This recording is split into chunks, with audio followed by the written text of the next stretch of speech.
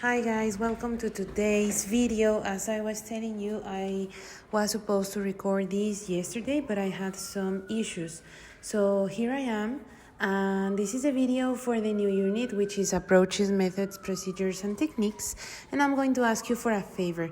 This video is for both shifts, which is morning and afternoon.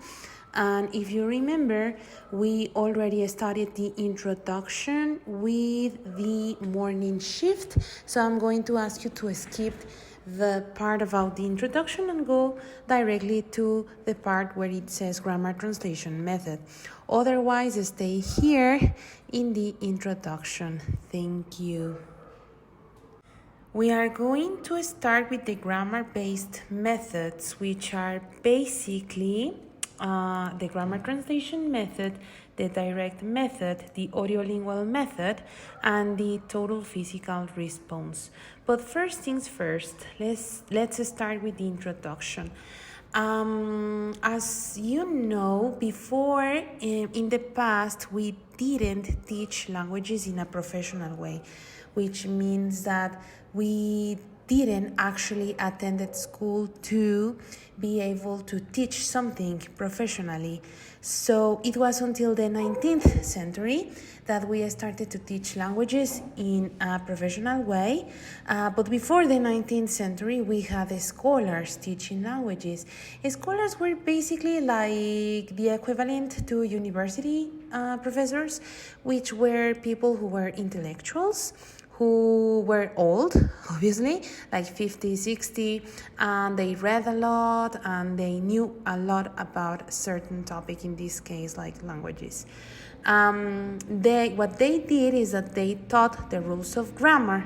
Basically, teaching a language would be the equivalent of teaching grammar. They would also give students big lists of vocabulary, and they have to use dictionaries in able to understand that vocabulary. And also, before the 19th century, we had immigrants, which played a part as traders, basically doing business with people around the world, and they would learn and teach languages all over the world. It was until the 19th century that foreign language became part of the curriculum in schools all over the world. And if you remember from the first classes in this semester, it was until the 20th century that in Mexico we started to learn English in schools. The grammar translation method is actually a method where students received explanations of individual points of grammar.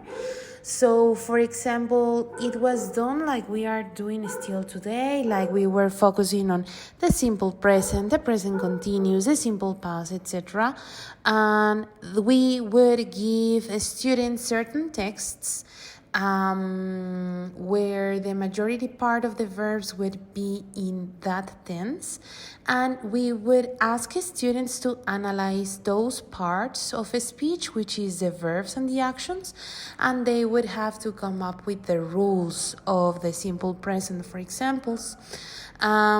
Before the text, we would give students some examples, which were sentences, like isolated sentences, like, for example, I take a shower every day, I go to school at 9 a.m., I take my dog for a walk every day when I come from school, all those kinds of sentences, which also were some sort of examples. And students have to translate those sentences from L2, in this case English, to students L1, which in this case would be Spanish. So, for example, we would find the exact literal translation, which would be like, I go to school from Monday to Friday, like voy a la escuela de lunes a viernes, right? I barely cook spaghetti for dinner, casi nunca cocino spaghetti para la cena. stuff like that. So that's why it's called grammar translation method, because we would focus on tenses, but also into vocabulary and also into different examples which would be translated and would be useful for students to understand certain topics. The big problem with this method is that language was treated at the level of sentence only, which would make it really hard for students to to produce language. So they would be only understanding language at a text level, for example, and they would only write the language. Another problem is that there was little study and consideration of the spoken language. There was basically no space for speaking. We would only focus on the writing skills, both producing and receptive. One thing that was good, I think, from my point of view, is the accuracy. The problem with accuracy and languages, well, there's a big problem, because sometimes what's good for you, it's probably not good for some other people, and vice versa. So we shouldn't be treating language as as if it was just like correct or incorrect. It would be better, like we are doing right now with the action-oriented approach, to consider cultural things, to be more open. That is a big problem with the grammar translation method. Now, with the direct method, it was created right after the grammar translation one, and it was by the end of the 19th century. One more time, it was actually a product of reform movement reacting to the restrictions of grammar translation method. One of the big restrictions was that students couldn't produce the language in an oral way, so they have to do something about this. So basically, they changed their mind, and now translation was forbidden. There was no longer translation done in the classrooms. Teachers and students started to speak together, so students, teachers, students, and basically the speech they created was related to the grammar that they were studying, and this grammar was at the same time related to pictures and objects to establish meaning. So they started to create trying to create strategies where students would understand the language more easily. Sentences still had great importance as well as accuracy, so we maintained the idea of creating sentences both in a written way but also in an oral way. The target language was used all the time in the classrooms. Now we couldn't speak Spanish, for example. There were no translations accepted, so probably the idea of no Spanish is forbidden comes from the direct method. Now, with the direct method, we also have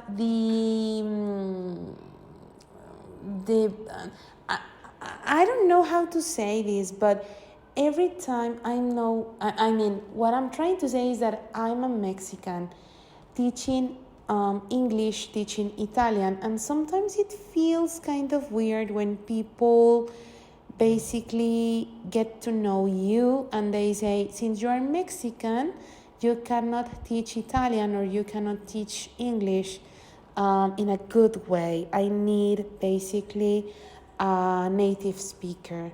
The problem with the direct method is that native speakers were teachers, and there was a lot of prejudice with foreign speakers like us, like we are Mexicans teaching English, and there was a lot of negative prejudice which started during the end of the 19th century. Fortunately, this has shifted dramatically in the last years, but we are still fighting this battle, as you know. I'm going to include an example. I'm going to include a video where you can watch an example of the direct method being